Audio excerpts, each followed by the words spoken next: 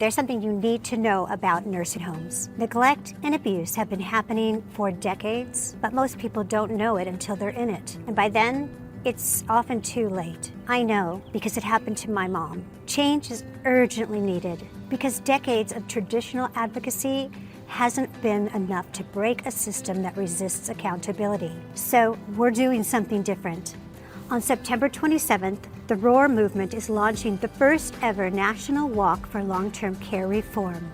Reform requires public pressure. It requires visibility, and visibility requires presence. We already have walk leaders in states across the country, and we're looking for a few more people to step forward and lead. Not because you have all the answers, but because you care enough to begin. This is your chance to make a real difference by thinking nationally and working locally, because the power of the people has always been greater than the people in power.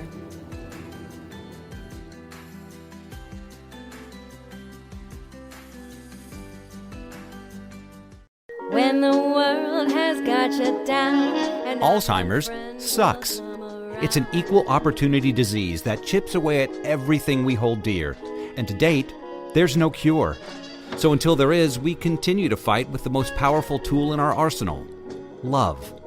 This is Love Conquers Alz, a real and really positive podcast that takes a deep dive into everything Alzheimer's, the good, the bad, and everything in between. And now, here are your hosts, Susie Singer-Carter and me, Don Priess. Hello, everybody. It's Susie Singer-Carter. And I'm Don Priess, and this is Love Conquers Alz. Hello, Susan. Hola. How are you, Donald? I am terrific, and how are things in your life? Well, you know, I stabbed my eye last week, not on purpose. It's looking so much better. It is, but it still looks really dark. It looks like I didn't sleep well. But it's I'm making excuses because I'm so vain this way. I cannot cover the bruises. Well, but it's such a freak accident. I just have to share it with you guys because I was going to bend over and pick a weed out of my beautiful garden that I've created and did not notice that there was an iris stalk that is like literally a sword. Hadn't opened its flower yet. It went directly in my. It's stiff. It went directly into my eyeball, like in the eyeball. And I was like, and my contact lens flew out. And I was like, my hand instinctively went up like this. And I was like, my eyeball is going to fall out, and I will be all the things. I'm going to be blind. How do I do it? How shall I look? What will I look like? What's going to happen? How do I explain this freak accident? And so I went to the ER, and thank God for ChatGPT because it talked me through it. It's like, Susie, I'm here with you. Don't even worry about it. Here's what you need to ask the doctor this. And it starts asking me questions. And it's like, I was afraid to look. It was gross. You literally look like if, in a horror film. In a horror film. Or a science fiction film. I mean, our eye was black. And blood. I mean, it was blood red, but it was dark blood red, and there was no white everywhere of her eye. Everywhere, and it was all over, bubbling, and it was really gross. It was bubbling. I hope no one's eating right now. Yeah, don't eat. Don't eat and listen to this. It's so disgusting. But I thought that my eye was going to fall out, like it was going to be, and then my friend said, "Well, Allison, my friend, that's a mutual friend of our guest, said to me." Maybe your eye will change color. You'll have two different color eyes because that happened to David Bowie. And then I was like, I like that. Maybe that would be very cool. And I thought for a second it was, but it was hard to tell because the white of my eye was so swollen that that color part, the iris part, was sunken in. No, it was so horrible that I wore a patch. Patches are not good. You have no peripheral vision. So I'm pouring coffee to the side. This is not good. It's not elegant. And no depth perception. Yeah. No depth perception. Yeah. It's terrible. So now it's got that nice yellowy look like jaundice, and the blood is going. It's really lovely. I'm attractive right now. Nice. I could probably pull somebody right now. Oh, absolutely. Without question. What do you think, Don? You're a guy. There's a lot of weird people on the internet. Say the right thing. You better say, oh, thanks. Thanks. Thanks so much. I could continue to wear the patch. It's a good look, I think. Yeah. I won't be able to walk well. Just sit me down and then I can look cool. But you're healing and your back. I can feel it. Your back, your energy's back. Dancing. The first thing I asked him is, can I still go to my hip hop class? He said, yes, you can do that. Yeah. So then, therefore, life was still good because I can dance. And our guest that's going to be on in 2 seconds, she's supposed to come and dance with me. She will do that. And she's still threatening to, but she still hasn't come. I keep telling her. She's very busy. She's busy, but busy. Come on. I want to see this dancer. We can talk to her about that. Okay, I'm just setting it up. I'm setting up all the things, all the words. All the words are coming out right now. All right, so I know you usually do the introductions, but I just want to preface this by saying, before you do everything, is that this is not only an incredible filmmaker and activist and caregiver and incredible human being that I really admire. That, she's just a good person. She's talented. She's, and by the way, I was looking at her bio. I didn't know she was neurodivergent. I want to ask about that. So I'm very interested in that. See, she's very sexy that way. She has a lot of things going on. She's very, very, surprising, and surprising is sexy, right?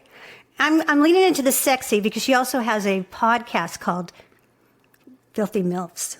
And so I know, and it's really good, you guys. I was a guest. I was a little afraid. I was okay. I did okay. I stood up. They're very funny. It's a great podcast, so I'm putting the word out there. So anyway, introduce her so we can get talking, because we have a lot to talk about. I'll do that right now. Ellen Ancui is an award-winning writer and director known for what she calls traumadies, darkly funny stories where women dig their own graves and complain about the landscaping. A neurodiverse storyteller from Long Island, Ellen has written for television, including Malcolm and Eddie, founded New York's Solo Arts Group, and even gave the original Upright Citizens Brigade their first home. She's the co-host of the completely outrageous, outspoken, uncensored podcast, Filthy MILFs. Her directorial debut, Severio, shines a light on a form of elder abuse called granny dumping. It's now an Oscar-qualified short for 2027, has played dozens of festivals worldwide, winning multiple audience awards and a directing honor from New York Women in Film and Television. And now she's developing the feature version of Severio. And in her spare time, she loves being a guest on Love Conquers Alz. So let's not wait another moment and say hello to the one, the only, Ellen Ancui. Hello, Ellen. Darling. Ancui. Hello, darling. God Bless you. Bless you. Yes. I'm kicking myself. Why didn't I have you on even earlier to talk about this? So this is where I've been so busy thinking about, nonprofits and being Jane Fonda and getting out there and advocating, trying to do that thing. But I'm settling down now. I'm getting my groove back. I got my groove back. It's a lot to start a nonprofit. My gosh. I mean, you're kidding me, right? On top of everything. It's just you just weren't busy enough. Yeah, she didn't have enough to do. I don't know, maybe it's a sickness. I just don't want to face that. I just need to keep busy. I know. I think it's something as we, age gracefully and fearlessly. Mm-hmm. We are full of more, ideas, life experience that we just want to put to use. And so that's what's happening. I'm telling you. You're it's living exciting. Your best. I get excited. Mm-hmm. So we saw your movie. We saw the short film last year. I think I was one of the first to see at your first screening, and I absolutely loved it. And I was like, audiences are going to love it. The way that you framed it, the whole story, this sort of unexpected sojourn of this woman, this young woman who you would never expect. It's the unexpected, right? Of having to pick up the pieces in our society where our society has disregarded, and it's left it to people who aren't really trained or even know about these situations, right? They're not equipped to be able to handle this, and so I know, Dawn, you gave can you give us a little short synopsis of the film? Because and then we'll talk, because I have questions. Well, I call it a coming of aging dramedy. That's my little play on the word. And it's about a young, very ambitious woman. She's in her 20s. She's on her way to a big networking party, and she makes a quick stop at a convenience store. But when she gets back in her car, an old man has been abandoned in the front seat. And now she has to grapple with, getting to this party that she's already late for and dealing with this abandoned old man. And it really tests her morality, her priorities, and it's like you say, there's a lot of surprises, her humanity, her empathy. I also say it's a journey of empathy. And I do appreciate you talking about the surprises, because I tried to build in a surprise every step of the way, because that is one of the truths around caregiving. You cannot predict it. You do not know. I mean, you plan and plan and plan, and even if you don't plan, which many people don't, and still there is just so many surprises and unknowns, because, we're dealing with the aging person, and it's not something we don't talk about it. Lived. We don't talk about it. We don't have enough information on it. There's not enough dignity around it. There's more shame than dignity around it, or people just want it to go away rather than embrace it as a part of our journey. Yeah. So anyway, that's the story. It does sort of grip the audience pretty quickly, and there is a lot of comedy in it, just in her behavior and how she responds to him, and also how he responds. But and actually, I did that on purpose, because I wanted the audience to be entertained as well. It is film, after all. I don't always love, being taught things in movies, but if I'm taught things through an entertaining way, without, learning without learning, then I tend to really appreciate that. So I tried. But it wasn't preachy. It didn't feel preachy at all in any way, shape, or form. It was organic. It's organic. I mean, I feel like My Mom and the Girl and your film is there's so many things that are similar, that it comes from authenticity. And so that when you're authentic with your storytelling, then you really can resonate with everybody. Even if it's not their story and they've not experienced it, when it's authentic, it pings really well. I'm so glad. Right? Yeah, I think so. I mean, look, we always knew older people would relate to it, either because they were caring for their parents or because they're an older person, facing this now. But more than anything, I wanted the young people to connect to it, because I wanted them, they're our future. I wanted them to see themselves and develop empathy as well. And it has played so successfully on that level. I can't even tell you. That is the most gratifying thing. The young people, in fact, I think get more out of it than anybody else. And that's it's so my important. Surprise. It was our surprise too, because before we even did it, I would tell the story about, these three disparate women who should have never ever met, in any other situation except that one had Alzheimer's. And I was like, just what the world needs is another Alzheimer's film. No one's going to want to see it. And then I thought, well, maybe this is an opportunity, because it's unique. There's a lot of humor. My mom was just funny, so she fed it. It was like I couldn't write the shit that I got from Mom. And it was just a matter of like puzzling it together. And it really gives people permission to laugh when you provide that for them, and it gives them permission to lean in, don't you think? I do. Yeah, I think that's really an important ingredient, just in storytelling in general. So it is something that I try to do. I also I feel like it gives me a little leeway to then go deeper, maybe get a little more uncomfortable, because I've given the audience a little safety with, I'll take care of you, I'm going to make you laugh, I'm going to entertain you. Now I might drop you into something uncomfortable, but it's okay. I got 100%. You. 100%. And I love that you're connecting with younger generations, because that's part of our mission too with Roar, is to connect with younger generations. So, because this is it's equal opportunity. We're all getting older.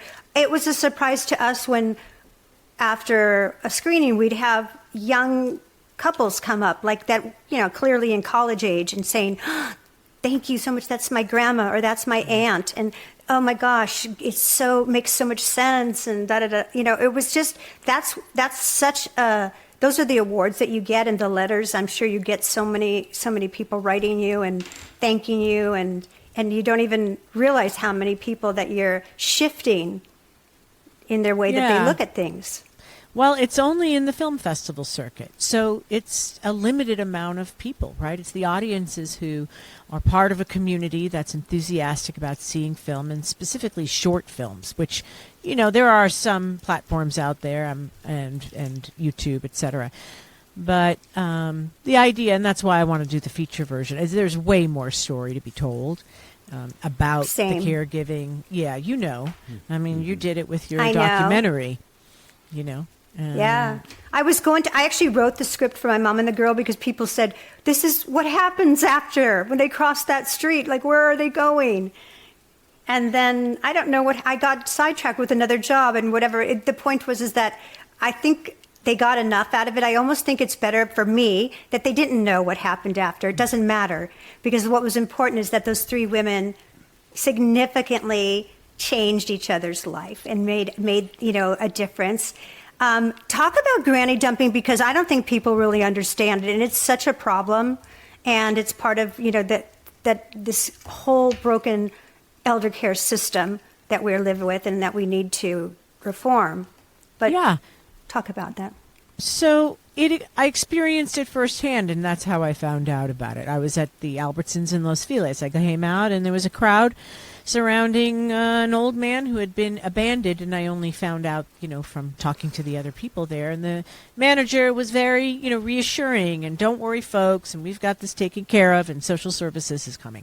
So when I got back to my apartment, I started to research it, and then the term granny dumping came up, which is a phrase that was coined in the 80s by sociologists. So it had been obviously a problem for a while, and the statistics are, in just America alone, over 100,000 people a year are abandoned, and usually by family members or people who are just no longer able to, or who no longer want to take care of them. And you more often than not, they're people with Alzheimer's, because, as you know, it's a very challenging disease to be alongside. And so that becomes untenable for some people. They don't have facilities. You reach out to the various resources that are out there. They may not have the ability to afford certain resources that would make their lives a lot easier. In fact, I saw a short film in the same block as mine at one of the festivals, The Flip Side. And we get the 50-something-year-old son who's just at his wit's end with his, 80-something-year-old Alzheimer's mother. And she's rather abusive in terms of unappreciating him, comparing him to her other son who's just the bee's knees. But, of course, he's not there helping to take care of things. You realize that, even though they have decent clothing on, they have no money. They have no resources. They have no health insurance. And so he ends up in a park with her. They're just walking, and he's just taking the verbal beating from her over and over. And, he leaves her there, and he calls the police and plays dumb. I don't know. There seems to be a woman in the park. She's all alone. I thought you should know. Oh, wow. So it's devastating. And I'm not going to say you agree with what he did, but there is a side to it that you could see. And Understand. You can understand it. And it's Are there really, statistics? again... Oh, go ahead, Susie. Yeah.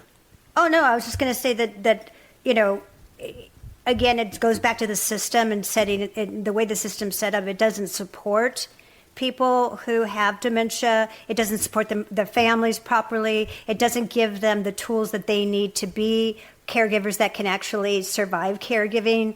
And also, I just wanted to add, in terms of granny dumping, is that it also often happens from hospitals. So somebody will, because if someone doesn't have Medicaid, and they just have their Medicare, and then they have Alzheimer's or some form of dementia. They go into the hospital, and they don't have their own voice. Right. They have no place to go afterwards, and nobody to care for them, and there's no reason for them to go into rehab. So they don't know what to do with them. They put them on the corner. They did literally. Yes. The hospital puts them on the street, and that is absolutely shameful. That this is it's happening. disgusting and disgraceful, and it's shocking.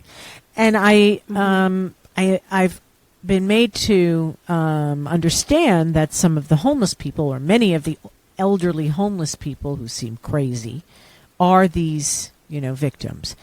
And what's also interesting is, I mean, it's revealed in many different ways, or it's expressed in many different ways, granny dumping. As a result of doing these Q&As on the film festival circuit, have heard from many people who have either experienced it or seen it, or in one situation, one Q&A, there was a woman who said, I need to tell you a story. This happened 15 years ago, and this is a big, aha moment.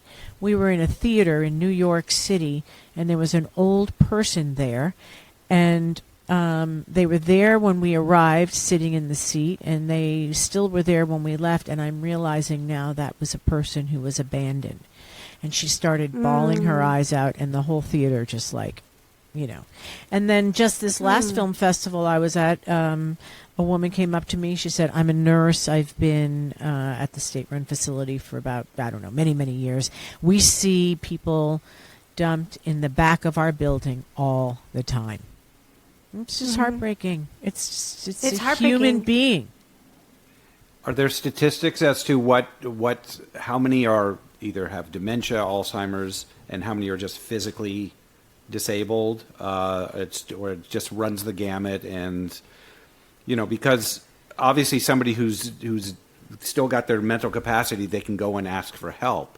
Well, whereas that's somebody with dementia, that's not going to be an option. And now nobody knows. They, at least those other people, I'm not going to say that's a positive. They know where they came from. I would assume it's more people with dementia than Alzheimer's, because it's less easy to trace.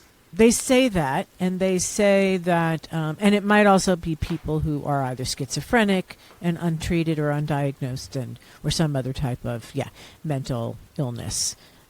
So it's I don't know how many statistics there are around that, but when I was learning about it, they did say the majority of people have Alzheimer's or dementia. Yeah.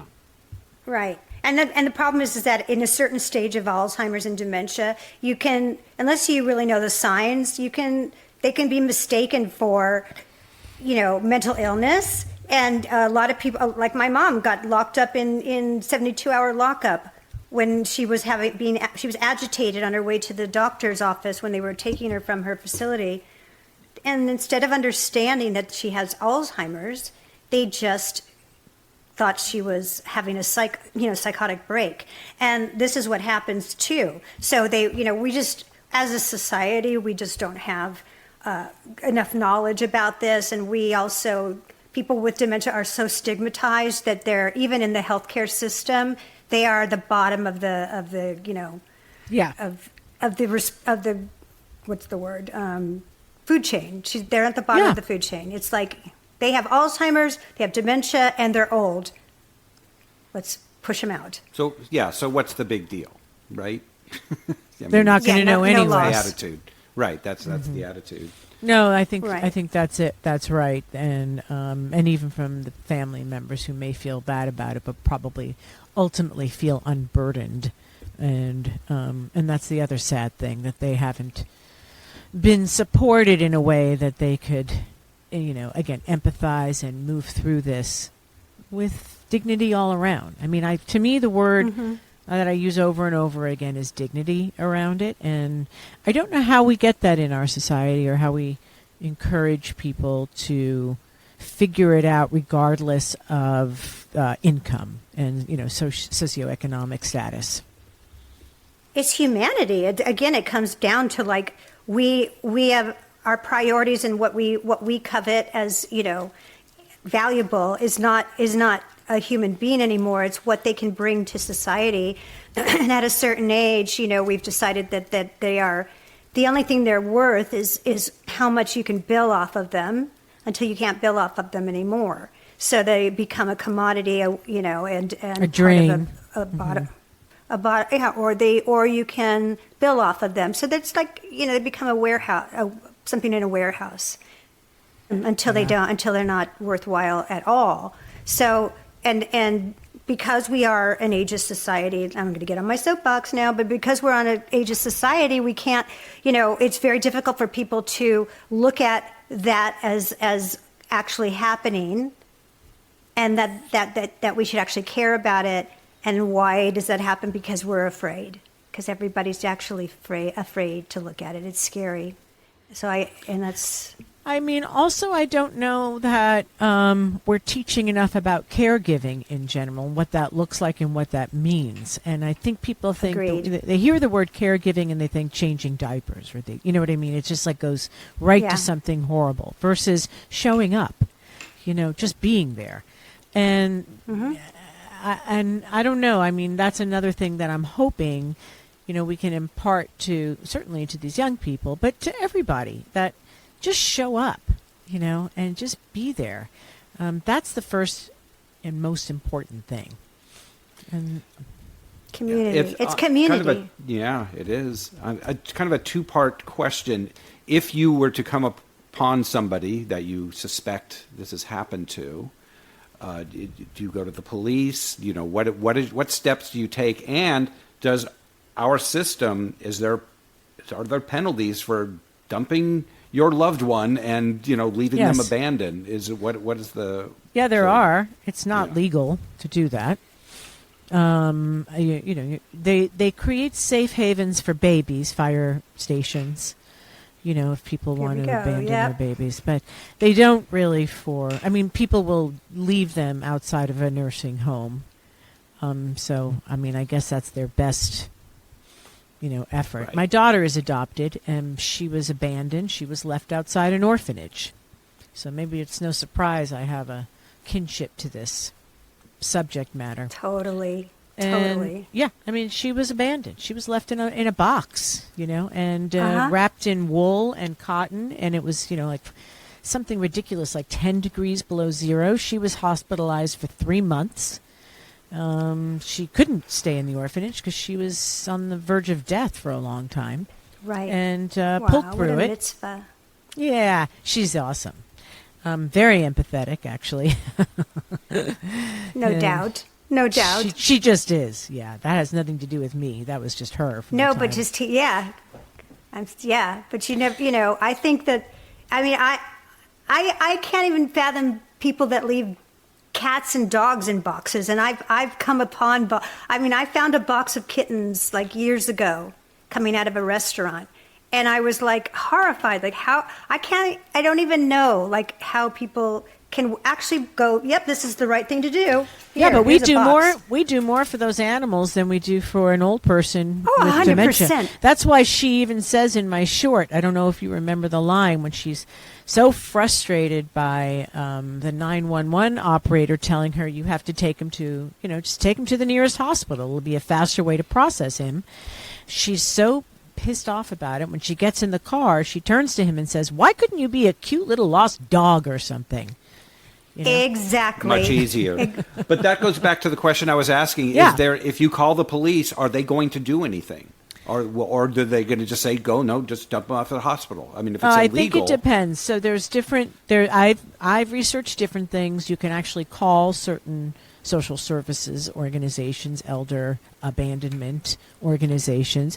If you call 911, my understanding is that they'll tell you to take them to a hospital for processing. Or the police might come, but I don't know that it's an emergency type of situation. So I think it sort of differs. But you will, if you are found to be the person who's abandoned another human being, you will, there will be charges against you. Absolutely. I don't know what they are, but you will be. But it just charged. shows you where they're. It just shows you where our elders are held in the society. The fact that oh, let that, you deal with it. It's you not, do it.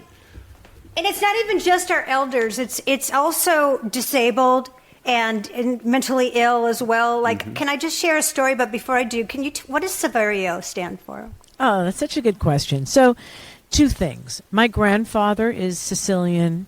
He's passed. He's from, his name is Severio. And I've always loved it. And they called him Savvy, which I always loved. Aww. And so I just, thought, it'd be such a good way to use his name in something and, give a little homage to him. And then, it's also a Spanish name as well. And the Basque translation of that name is a new home. And then I thought, oh my gosh, is this perfect or what? That's so profound. That's so profound. I just want to share a quick story that happened when I was hiking when we were living in Westchester in Culver City. People who don't know LA. And I'm doing the stairs, right? There's these stairs that go up the mountain. And at the beginning of it, it's like the path going up. And I'm walking up there and I see a homeless person lying across the pathway, like lying there face down. And I'm seeing people far away and they're like, walking around them and just chit-chatting still, just walking around them. And these 3 teen boys they've got their basketball and they're way ahead of me. And one of them like tosses the other guy and it misses and the basketball rolls all the way down the hill, down the path and hits the guy lying. Guy doesn't move. And I'm thinking, how did we get to this? Like I go up to him and I see he's like lying face down. His shoes are off. And people are just walking around, but keep talking, yeah, so I saw her yesterday, and they're just walking around and don't even acknowledge a human being lying in the ground. Amazing. I called 911, and they said, well, is he dead? And I said, I don't know.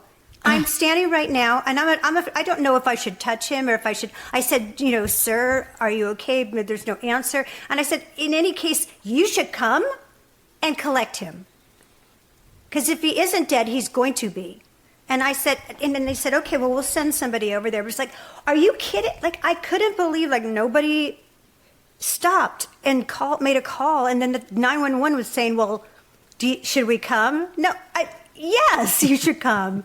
Yeah. Well, she has a little bit of that in my movie, too. She's like, I'd like to report a lost man. When did he go missing? Well, he's not missing. He's here, but, he's been left. And she's like, well, yeah, we see this, Yeah, we see this. Oh, we've seen that before. You just need to take him to the hospital. Like, no, I can't take him, You got to come get him. Oh, no. And with our homeless problem, we see people all the time, who are either laying on the sidewalk or this, it's like, okay, that's their either where they're living now, we don't know. So it's not like it's so unusual, especially in, bigger cities, that we see this. So it's like, it's not so special that it's like shocking to either the police or to other people. And it's sad. It's a sad state of affairs, really. That's exactly right. We are numb to it. And that is another, we're very desensitized. And that's the other thing that I wanted to do is to make people, I shock people at the end a little bit. Shock's maybe too strong a word, but it gets people at the end when they see the statistic. And when they read that over 100,000 are abandoned every year. It's not just that. It's by people, usually family members, who can no longer or do not want to care for them. And that just breaks people's hearts. So, It should. I mean, it's heartbreaking. It's heartbreaking. And I talk about this all the time. We're living longer. Yes. But we're not living better. We're not living better at all. So, there's a whole industry behind longevity and extending our lives. But then how do we live a good life? In that chapter, in like Jane Fonda calls it, in your 3rd chapter. So it's just irresponsible. It's also, capitalistic and not humanistic, and it's all the bad things that have created it to this point where we are desensitized, where we can walk over a human being and not even think twice about it, like not even think twice about it, and probably what it's like, they're glad it's not thinking me. is, I don't want to be involved in this. Exactly. Yeah. Totally. Yeah. Yeah. Because you will become involved. Yes, Yeah. you will become involved. You will, like your character, like your character who had somewhere to go and had somewhere to be. And it really changed the trajectory of her life. Like it did. The whole, I won't give it away, but I mean, it really did change her perspective, and it's huge. It was huge. In the feature version, it does the same, but over a longer period of time. But it's much more about the relationship between her and her mother and her identity to both her culture and this idea of what success looks like. And, and fulfillment. I mean, people believe that being famous or successful is what is fulfilling in life, what's important in life. So that changes, but more than that, it's the way she sees her mother as a human versus as, an impediment to everything she wants. I love that so much, Ellen. I love that so much. I really do. I think that's such a great story to tell, because it's actually authentic and real, because I got pulled out of my trajectory with my mom. Yes. And you just do, and you either go all in, and my feeling was like, I love this woman. I'm going all in because she needs me and I want to be there. Yeah. And it's not easy. I'm not saying everybody's cut out for it, but the point is that it really does put things into perspective. Like I'm thinking, I've really got to get Vestal Virgins out. This is really important. And this, and all these things that you're thinking that you're not attending to, that you need to, because that will make your life so much better. But honestly, this trip that I took with my mom, as hard as it's been and as heartbreaking as it's been, is become a purpose for me and much more fulfilling than I can imagine. Oh, yeah, absolutely. Of course. It's taken you on quite a journey, and I'm sure you struggle because as creatives and wanting to become, paid and successful and have that next job. I mean, we're programmed, right, to base our identity on our, last success.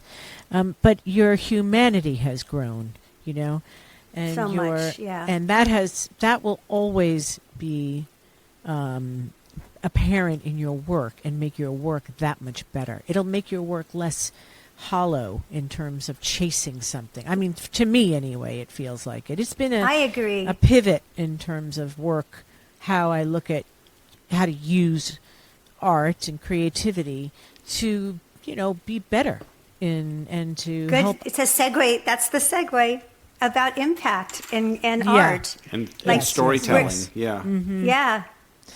Let's talk about that, because you have that frame of mind now. Like, don't you agree? Like, even if you're doing a sitcom, isn't it better to give something, let people go, when they turn it off, think about something. Like, give them a gift, give them something that's worthwhile. A takeaway. Yeah. And, I always was interested in telling stories about women's sort of hardships or point of views or wanting to be heard or being seen, in their power. But so it's just a slightly different, evolution of that. It's seeing women and men as we age, and I like to say fearlessly. But really, for me, the question is around how do we get caregiving to be just seamlessly into our society as just part of it, the way everything else in society, it just needs to be in the fabric of how we go through our family lives. Not something that people have to beg, borrow, and steal for, that's going to put people into bankruptcy. And I don't know how that, I really don't know how that happens. It doesn't seem like it's this country that will make it happen. I think it can be, and I think that's why I have this hope with our movement, is to educate people or re-educate them in some cases that, we've lost community. And and that sense of individualism that we have here, which is a Western kind of, perspective, has permeated a lot of other cultures and a lot of other countries that used to have the community and family taking care of family and that kind of communal living situation where families lived like in the same block. It's just the way my mom grew up that way. Her aunts all they were walking distance. Everybody took care of everybody. We don't have that. And this idea of being individuals and, needing your boundaries, like my daughter's generation is all about boundaries. Gotta have your boundaries, Which is fine. People can have their It's space fine, and their yeah. boundaries, but nobody can go on without community.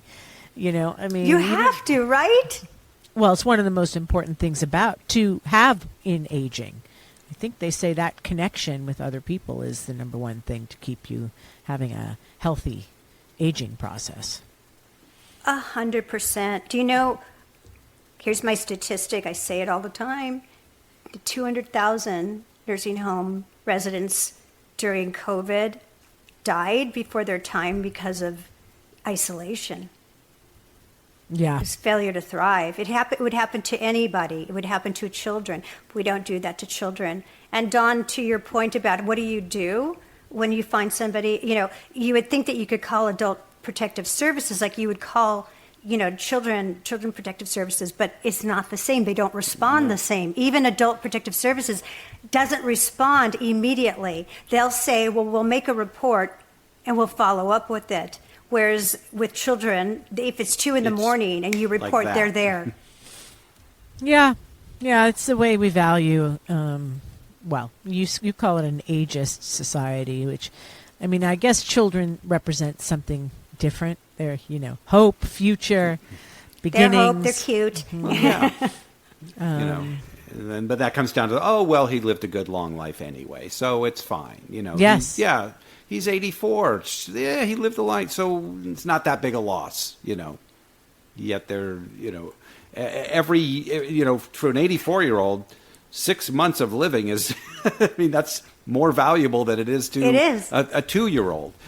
So but we don't see it that way. Unfortunately, It's okay to frame it that way too. If someone has a nice long life and they pass away, God bless them, and Yes, and that's a wonderful thing. And that's beautiful. But nobody should be tortured. Nobody should be left like garbage on the street, and nobody should have to live in a facility where they're being that life. Yeah. Right. Yeah. And that's the dignity part that you're talking about. Yeah, I think so. And I just wonder, regardless of ethnicity or, your social status, your, benefits, things like that, how can everyone be assured that transition to live out their last years, regardless of their situation, if it's Alzheimer's, dementia, physical disability, where they could be as comfortable, as happy, as surrounded by caring people, whether it's family or caregivers, as possible. How does that happen? Comes with a system that affords that financially, meaning that if everyone knew that they're not going to end up on the street, there is a place for them. I think you still would have people saying, even though I can afford this, I don't want this person in my life anymore. It's too much of a burden. You'd still see stuff like this, but at least there'd be a place for them to go, and then you'd see a lot less of it. But some people, like you say, it doesn't excuse it, but some people are like, I don't know what else to do, and our society and our system doesn't allow a solution for that. Well, that's why there's laws, and that's why, but they're not, these things need to be enforced. There needs to be oversight that's actually real, because not everyone's going to behave in a way that you would want them to. So that's why we have a society and a community to pick up the pieces and to have an infrastructure that does, buoy the community to help them. And that's why we have it. But, every system gets gamed if you don't pay attention to it, because there's bad agents, and it just happens. If you don't watch it, then it will, if you don't keep eyes on it, it will get gamed by people that are, out If there's to get money a game. there, it's going to make get money. gained. Yeah. If there's, Yeah. then it will. So that's why we need the community to watch out for each other. That's why, we don't let drunk drivers get away with things. We criminalize that, but we don't criminalize, people that are putting these people in harm's way or using them. So those kinds of things need to change because that will incentivize. Yeah. Well, for me, right now the power I have is in telling the story to start conversation around it. Totally. So having those conversations, like at these Q&As or here with you guys, it's, it feels like maybe we're tiny steps forward, moving the needle a tiny bit, just bringing awareness to it. But it's just, we've got to get it to the people in power to have way more interest and empathy in just creating safety nets for this process, this aging process. Mm-hmm. So we have to demand it because unless we demand it, we have to demand it. We have to. That's why we need to, like you said, we need to amplify the message. However you do it through storytelling, which is to me and you, I know that is powerful. It's the most powerful, and that really will activate people more than anything else. Yeah, that's really. So. I know so. Because I guarantee you, I'm not with you on all of your Q&As, but I know that granny dumping, nobody knows about it. Nobody knows about it. And it doesn't sound real. It doesn't sound real either. That's the thing. It's like when I before we ever saw your film, I knew I'd never heard the term. And I'm sure you maybe hadn't either until suddenly, nobody knows that, and it doesn't sound like it's a real thing. And right. So nobody would do that. Who would do that? Right. Let alone 100,000 people a year. Yeah. That you know of. That you know we of. know of. Yeah. And I, my friends and I, and my partner and I, we talk a lot about what's it going to look like for us? How are we going to create safety nets and communities? And and we've actually been starting to talk about a whole group of people. We're all going to take over this facility in, Altadena that is, supposedly okay. We're we're going to take it over. We'll make sure we get a good chef. We'll have pickleball. That's that. We're trying to figure it out. Okay, 15 years from now. We've had that conversation too. We've had that conversation. Let's go buy this giant huge compound. And make compound. a compound. And 20 years ago, I was talking with friends about, okay, we're going to buy land and get prefab homes. And then we're going to hire a trainer, we're going to hire a nurse, and we're going to hire... That was 20 years ago I was talking about that. Good. No, it's a model. It's a model. It is a model. That's a great model. Yeah. Yeah, we should be able to live like that. I think I'm in. Hey, we made fun of my parents for so many years about their little situation in Florida, in Delray Beach, Boynton Beach. And boy, did it extend their lives between, all the intellectual stimulation, going to the different lectures at the nearby colleges and the theater and the music, that they would see, the comedians that would come, playing cards, doing the dancing every Friday, doing shows. Living. Yes. Tennis. My dad played tennis into his late 80s. Insane. So all these different things kept them happy, healthy for the longest amount of time possible. And they died with dignity, both of them. That's right. It's like we just watched, which is a really good documentary, Paul Anka. And he was talking about this love of his life, his first wife. When they got to a certain age, she wanted to retire. She wanted him to retire, and that actually broke them up because he knew instinctively, if I retire, that's bye-bye. Yeah, retire to expire. We always say exactly. He said, to retire to what? He would have, and he literally they divorced because of it because she wanted him to. Not that they didn't like each other or anything, but she just said, you need to stop. Yeah, and you said, can't. That's to what the end? opposite. Yeah, and he is to this day he's still doing it, and he's really good. He sounds amazing. He's so funny and such a if I ever got to meet him, I would be so I would be a fangirl because he's so amazing and funny and lovely and all the things. And we would be missing out on so much if he was to retire and roll up in a ball. Yeah.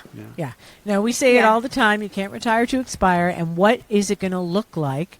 My partner on the podcast, Filthy MILF, Sophie, her husband's about to retire from teaching, and she talks about it all the time. I'm terrified, she says. What is he going to do all day? He's just going to putt around the house. She's like, I am going to get a job. I'm never going to come home because I can't stand to be around this guy. He's going to take apart things and put them back together and just do that all day. There's he's got no purpose. It's having purpose. Yeah, you have to have purpose. I mean, well, you don't have to. Some people just want to retire. Some people just want to sit and rock on a rocking chair or golf every day, and that's fine, and that's good. Is it fine though? It is. Well, it's fine for them. I was going to say they that. Want. It is a slower. It's a faster way towards dying. I mean, we're all moving in that direction. You're just accelerating it by doing nothing. I really believe What's that. the point? This is a trip. This is our little gift. We get to live this life. Why not live it? It doesn't mean you have to go out and be like you, advocating, creating nonprofit to bring people, all this awareness. It doesn't mean you have to go out making films. It doesn't mean but it does mean that you have to have a purpose in your life, and you have to be active, physically and mentally active. A reason to get up. A reason to get up. Yeah. And you must have community. A lot of men in particular will just sort of dwindle away on their own in the lazy boy, and that's fine by them. Yeah. So it's what happened with my mom, and she, she's still hanging on, not well, but when she went to, finally, when we had she couldn't stay alone anymore, so she went to a beautiful wonderful facility, beautiful, social, this, that, and she didn't want, and she's a very social person. She just decided, nope, I'm going to just be in my room. And she went downhill so fast. So fast. We did everything we could, and they tried getting her involved. And whenever she did, she liked it. But then it was just back to, no, I'm going to eat no, I'm not going to go down to the dining room. I'm going to just eat in my place. And just got worse and worse, and it builds on it. And it sped up her decline immensely. Yeah, I don't know how you convince somebody. Sorry, go ahead. I think you're talking about. I'm sorry. You talk. This is your. No, I don't know how you convince somebody to have purpose or to think about it in a way of engagement. I don't know how you can convince somebody. But what were you saying, Susie? No, that's her choice, and you have to respect that. That's my opinion. But I think that it's also part of the way we are now that you start devaluing yourself because you've reached that point. And so depression sets in, and shame, embarrassment, all the things. Like your mom didn't like it when she became incontinent, and she was embarrassed. Exactly. Sure. And if we talked more about it, and if we joked about it, and if many people knew that people in their 50s are incontinent, and that can happen, we would make it more normal to be human. Yeah. And, there's so much, I think you mentioned in the very beginning, Ellen, is that people of a certain age have, they've aggregated so much experience. And you were talking about it as us putting it into filmmaking. There's so much to learn from older people. I tell the story about this older man, Jack, who was 94 or so at my mom's memory care, who had a crush on me. And he was such he was a celebrated war hero. I couldn't find out, but he was a lawyer, and then he was a judge. And he flew planes, and he flew planes. He was everything, and when he wouldn't talk to anybody, he was curmudgeon. And he had this gorgeous white hair. He was you could tell he was good looking at one point. And he was always wore his hoodie. He was in a wheelchair. But when I'd walk in, he'd go, hunched over like this, yeah. Then he'd sit up and go, Susie Singer Carter, I love you. You know that, right? Aww. And I go, I love you too, Jack. And he goes, you got to write my story. I go, let's go. Stop teasing. Let's do it. And then he goes, I got a story. I go, I know you got a story. And he goes, are we going to have sex? I go, no. He goes, I go, I'll scratch your back. Listen, you can just say you're going to have sex to get the story. He would have given it to me anyway. He was such an amazing soul, and he watched out for my mom because he didn't have Alzheimer's. I don't know why he was there. I think his family just put him, because he would go, I'm watching your mom when you're not here. So sweet. Yeah. By the way, so, I just want to go back to something funny when you talked about people in their 50s having continence. We interviewed a comedian in her 40s, early 40s, and she says she pees a little when she laughs too hard. Starting in their 40s. I was like, see? Yeah. But having conversations about it or making it, not normal. Yeah. Normalizing. I love what you guys are doing. I love your podcast. Yeah. I want everyone to listen to it. It's really good. And there's like a lot of sexy stuff too that, Yeah, but if you're a prude like me, then I learn things. It is to kind of, again, it's about conversation. I mean, people, especially for some reason, people seem to become more puritanical as we get older, or prude as we get older. I don't know why. It's sort of like we go as kids, it's like, ooh, then we're like, yeah, we're teens, and we're like rebellious, and then we're like having sex. Yeah. And then all of a sudden we're like, oh, I don't want to talk about it anymore. We sort of revert back. So we're trying to normalize conversations around it because it brings up aging. In a way, the different components of being a woman and aging and going through menopause and perimenopause and all But that. don't you think it's also like a perspective of people saying, like, it was like when you get hit a certain age, it's like, oh, that dirty old lady. Instead of being like a sexy woman. She's a dirty old woman, lady. but they don't say that about a man. Yeah. And exactly. But we're also, yeah. But you're welcome. But we're also like, we just had. You're welcome. Don's like, thank you. we just had on somebody around long-term care and talking about the nuts and bolts of that, because he's the CEO of one of the biggest management companies for the very big long-term care companies. And the truth is, we didn't get into actual numbers, but we did understand the various types of plans and what's entails. It's expensive. It's a premium. But from his perspective, everyone should have it. Well, yeah, of course. But it's like, an insurance policy that's almost prohibitively expensive for the majority of people. Anyway, we talk about things that aren't sexy too. It's my point. No, they do. They do. They had me on. So I was not talking about anything sexy. Although Jack did want to have sex with me. That was kind of fun. So yeah, I have to find these things in what I'm doing these days. So yeah, but is there anything we didn't talk about that you want to talk about?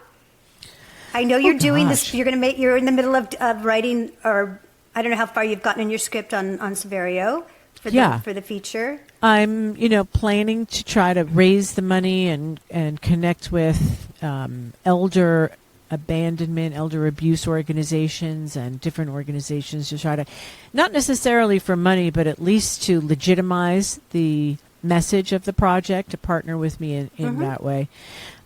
So, I'm not sure when we're going to shoot it, but I'd like to shoot it early next year if possible. So this is in about a month or two, probably when I get back from the Cannes Film Festival. That's when I'm going to start getting very active. And see, she said Cannes, she's going. See that? Yes, we going. can. Yes, you're going. That's right. You're going to go and wear your ball dress all day long. Never take it off. And sneakers.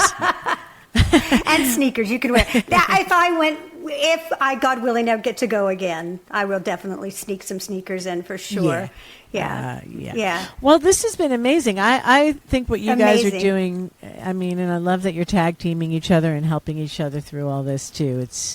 And your new organization, Roar, I'm so glad I'm on the list, and I'm looking forward to doing what I can to help with that. It's amazing. I can't believe you're starting a nonprofit. I love it. It started. There's a board of directors. There's the whole thing. It's going. Oh yeah, many volunteers at this point. I'm fancy and organized now. Yeah. And it's such a great name. Be a warrior. I love that. It's just really, it's fun. So Thank you, Yeah. Ellen. Well, I love you. We're rooting for you all the Thanks. way, and I just wanted you to know that because I just think what you're doing is fantastic, and I'm happy. I'm glad that we're colleagues, and I'm glad that we're kind of on a parallel journey. So Yeah, I'm like right behind Well, you, we're- right? You. But I'm not going to start a nonprofit. I'm just going to be part of yours. Don't do it. don't do it. Don't Don't do do it. it. Just help us with ours. Yes, just help us with exactly. ours. I will. Okay. Well, thank you for coming with us, and everybody. Don't we just bring people that are so lovely? We have the loveliest yes. guests. I They're love her. lovely. And They're filled with love. And you know why? I mean, Why? you know why we have I these know lovely why. people on. But who you can love say love. it. That's Yeah. because love is powerful. Love is contagious, and love conquers alls. We thank everybody for does. watching, listening today. If you like what you saw, please share, subscribe, do all those fun things. Well, let me just give one last plug. Yes. Go to the roar4ltc.org and check out our walk for awareness, and we would love you to be a part of it. So check it out, and I'll keep reminding you. So until then, I love you, and have a wonderful day. Take care, everybody. Bye-bye.